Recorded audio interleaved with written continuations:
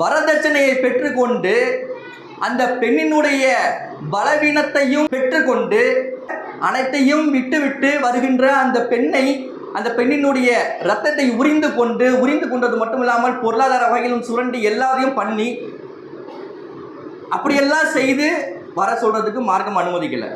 ஒரு ஆடம்பரத்திற்காக 30-40 பவுன் நாங்கள் மகராக கொடுக்கிறோம் என்று ஊரார் பேசும் வகையில் பேச வேண்டும் என்ற ஒரு நோக்கத்தின் அடிப்படையில் செய்கிறார்கள். அதுவும் தவறு. பெண்ணினுடைய உரிமைக்கு விட்டு விடணும். பெண் என்ன சொல்றாங்களோ அதான். அந்த பெண்ணு குரான் கேட்டால் குரானை கொடுங்க, பெண்ணு பொருளாதாரமாக கேட்டாங்கன்னா பொருளாதாரமாக கொடுங்க, பெண்ணு சொத்து கேட்டால் சொத்தா கொடுங்க. உங்களாட்டி கொடுக்க முடியலன்னு விட்டுருங்க. அந்த பொண்ணு நீங்கள் நல்ல பையனாக இருந்து உங்களை ஏற்றுக்கணுன்ட்டு அதை கம்மி பண்ணிச்சுன்னா கம்மி பண்ணியே ஓகே நான் கொடுத்துங்க.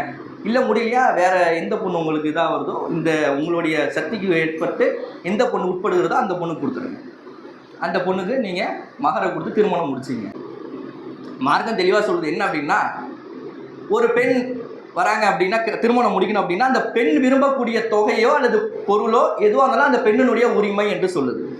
இன்றளவும் மகர் என்ற போர்வையில் மகரை முழுமையாக தெரிந்தாங்களோ தெரியலையோ அது நமக்கு தெரியல. ஆனால் 1001 ரூபா கலாச்சாரம் இன்னைக்கு அளவும் இருக்குது. 1001 ரூபா மகரை கொடுத்து பெண்ணினுடைய ரத்தத்தை உறிந்து கொள்ளும் மக்களாக நாம் இன்றளவும் இருந்து வருகின்றோம். உண்மைதானே? என்னுடைய தந்தை காலத்தில் எடுத்துருந்தா கூட சரி ஓகே, இது ஒரு அறியாமை காலமாக தான் இருந்திருக்குது ஓகேங்களாம். இன்றளவும் கூட இப்போதும் எனக்கு தெரியும் நம்ம ஊர்லேயே ஒரு பெண்ணுக்கு 1001 ரூபா கொடுத்து திருமணம் முடிச்சிருக்கிறாங்க. அது தப்பு.